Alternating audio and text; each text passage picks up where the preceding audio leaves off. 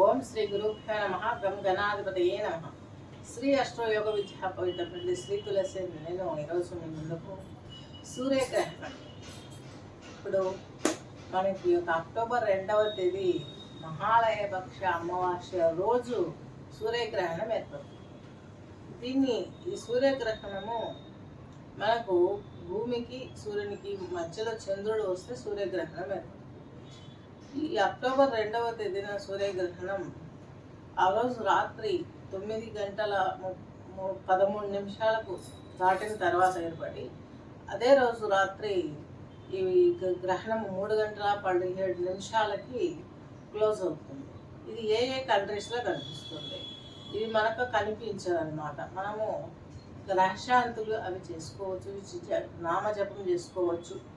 ఇవి అన్ని దశల వారికి, అన్ని రాసుల వారికి ఎలా ఉందో ఒకసారి తెలుసుకునే ముందు ఏ దేశాలలో స్పష్టంగా కనిపిస్తుందో ఒకసారి తెలుసుకుందాం.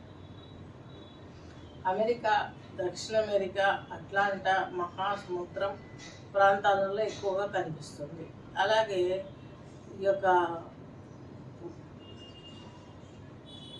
ఈ నక్షత్రము హస్త నక్షత్రము అక్కడి నుంచి ఉత్తర నక్షత్రం మధ్యలో వస్తుంది. ఆ రెండు గడియలు మిక్స్ అయినట్టుగా వస్తుంది. తీసుకోవాల్సింది హస్తలకే తీసుకోవాలి. ఈ నక్షత్రంలో పుట్టిన వారికి కొంచెం ఇబ్బందులు ఎక్కువగా ఉండే అవకాశం కనిపిస్తుంది. అలాగే వీరు ఎక్కడ ఉన్నా కూడాను, ఏ ప్రాంతంలో ఉన్నా కూడాను ఈ గ్రహణం ఎఫెక్ట్ అంతో ఎంతో ఈ భూమి మీద పడుతుంది. కాబట్టి ఖచ్చితంగా అన్ని రాసుల వారు కూడాను ఏదో ఒక విధమైన ప్రాబ్లమ్స్ అనేవి ఫేస్ చేస్తారు. ఒకే నెలలో 2 గ్రహణాలు రావడం, చంద్రగ్రహణము, సూర్యగ్రహణము 2 రావటం అనేది కొంత ఇబ్బందికరమైనటువంటి అశుభ కారణాన్ని ఏదో తెలియబోతుంది మనకు ఫ్యూచర్లో. అనడానికి గ్రహణం పడ్డ దేశాలలో పర్ఫెక్ట్గా యాక్టివ్గా కనిపిస్తుంది. గ్రహణం పడని దేశాలలో ఇండైరెక్ట్గా ఆ ఎఫెక్ట్ పడుతుంది. ఎగ్జాంపుల్ తీసుకున్నట్లయితే ఇప్పుడు మనము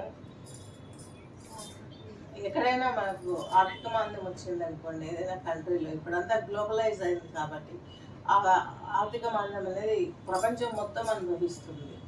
ఆ విధంగా చూసుకోవాలి మనం. ఈ సూర్యగ్రహణమైనా చంద్రగ్రహణమైనా భూమి మీద ఏ దేశం పైన పడ్డా, ఎక్కడ ఏర్పడ్డా కూడాను గ్రహణానికి సంబంధించినటువంటి ప్రతిదీ కూడాను కేర్ఫుల్గా పాటించాలి. ఆ గ్రహణం పట్టే ముందు కడుపును ఖాళీగా ఉంచుకోవాలి. ఒక 2 hours ముందే అసలు ఆహారం అరిగిపోయేదంటే ఎప్పుడో 4-5 గంటల క్రితమో తీసుకుంటే గ్రహణం టయానికి ఎంటీ కడుపుతో ఉన్నట్టుగా ఉండాలి. స్నానం చేసి ఇక్కడ మనం దీపారాధన చేసుకొని చక్కగా ఈ ధ్యానంలోనూ ఉండిపోవాలి. దేవుని విగ్రహాలు కడుక్కోవాల్సిన అవసరం. గ్రహణం వీడిన తర్వాత దేవుని శుభ్రపరచుకొని మీరు స్నానం చేసి దేవుని శుభ్రం చేసుకొని ఇంట్లో ఉన్న వండిన పదార్థాలను తీసివేసి ఫ్రెష్గా వంట చేసుకొని అవి దేవునికి మనం ఆహారంగా పెట్టి నైవేద్యం ఆయనకి పెట్టి మిగతాది మనం ప్రసాదంగా స్వీకరించి గ్రహణం పట్టు విడవాలి.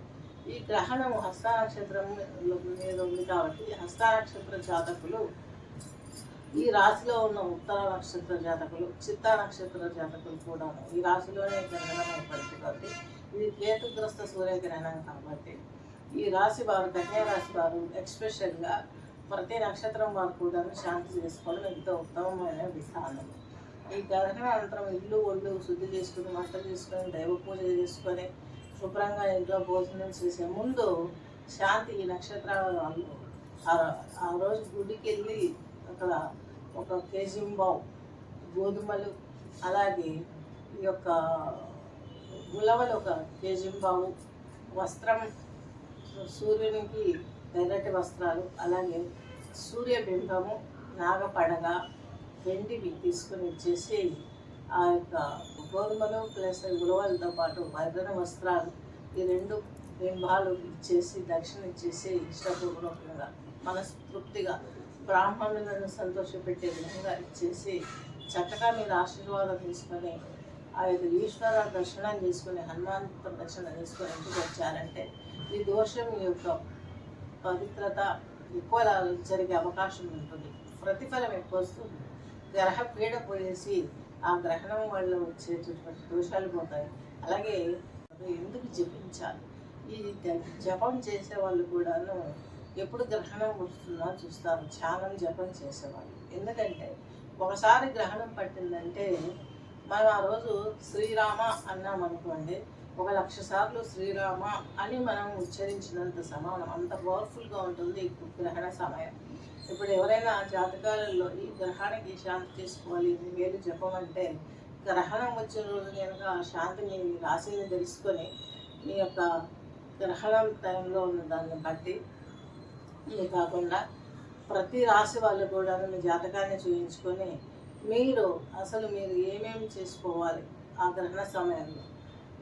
నవగ్రహాలు 27 నక్షత్రాల వాళ్ళు, 12 రాశుల వాళ్ళు యొక్క జాతకం పరిశీలింప చేసుకొని మీకు జరిగే దశకి శని మహాదశ అయితే 19,000, అలాగే గురు మహాదశ అయితే 16, అలాగే గురునికి అయితే 17. అంటే ఒక్కసారి 17 సార్లు చేస్తే 17,000 మంత్ర జపం అయిపోయినట్టు లెక్క. అలా చేసి ఆ విష్ణుమూర్తికి చక్కగా మీరు ఈ యొక్క పొంగలి కట్ట పొంగలి పెట్టేసి నైవేద్యించి మీరు ప్రసాదంగా స్వీకరిస్తే మీకు బుద్ధ దోషం అనేది క్లియర్ అయిపోతుంది. ఇలా అన్ని రాష్ట్రాలు అన్ని గ్రహాలకు చేసుకోవచ్చు అన్నమాట. సంఖ్యను బట్టి మీ జాతకాన్ని చూయించుకుంటే దీని వివరాలన్నీ మీకు తెలియజేయడం జరుగుతుంది. పరిపూర్ణంగా మీ ఇంట్లో కూర్చొని చేసుకుంటే సరిపోతుంది. ఇంకా బాలింతలు బయటికి వెళ్ళకూడదు. గ్రహణం ముడి ఏర్పడుతుంది మనకు శాస్త్రోక్తంగా వేరే మంత్రాలలో గోచరిస్తుంది కాబట్టి దాన్నే ప్రామాణికంగా తీసుకున్నాం. ఇప్పుడు కొంతమంది వితండవాదులు ఉంటారు, గ్రహణ టైంలో తింటే ఏమవుతుందని భోజనాలు పెట్టుకోవడం ఈ మధ్య కాలం ఒక అలంకరణాప్రాయంగా మారింది. భోజనాల టైంలో గ్రహణ టైంలో పూజిస్తే డైజెషన్ సిస్టమ్ అంత చక్కగా పనిచేయదండి. అన్నం అరక్కపోక అది ఆక్సిజన్ సపోర్ట్ఫుల్గా అందక మనకేమవుతుందంటే డైజెషన్ అవ్వక గ్యాస్ ట్రబుల్ రావడము, అలాగే ఏదైనా పూర్వ బాధలు అంటే దీర్ఘకాలిక అనారోగ్య సమస్యలతో బాధపడే వాళ్ళు ఆ టైంలో ఆహారం తీసుకుంటే ఆ అనారోగ్య సమస్యలు ఇంకా ఎక్కువగా ఉధృతంగా పెరిగిపోవడం ఇవన్నీ గమనించాల్సిన విషయం అన్నమాట. అందుకోసమే గ్రహణానికి మనిషి జీవన విధానానికి ఇంత పెద్ద అవినాభావ సంబంధం ఉంది. కాబట్టి మనకు వేదం గోచరించింది. వేదం ఎక్కడి నుంచి వచ్చింది, జ్యోతిషం ఎక్కడి నుంచి వచ్చింది, వేదంలో నుంచే వచ్చింది. ఈ యోగా ఇవన్నీ కూడా అన్ని యోగంలో ఉన్నాయి, అన్నీ మనకు వేదం నుంచి వచ్చినట్టు అనమాట.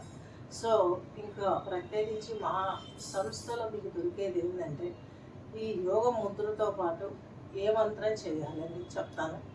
అలాగే ఈ యొక్క సంగీతం, కర్ణాటక సంగీతంలో మనకు అనేక రకాలైనటువంటి అనారోగ్య సమస్యలకు ఒక్కొక్క రాగం ఉంటుంది. ఈ రాగా థెరపీ కూడా నేను ఇస్తాను. మీరు ఇవన్నీ తెలుసుకొని మీ రాశి వాళ్ళు ఏ సమయంలో ఏ రాగం వినాలనేది మీ వ్యాధిని బట్టి ఇవ్వడం జరుగుతుంది.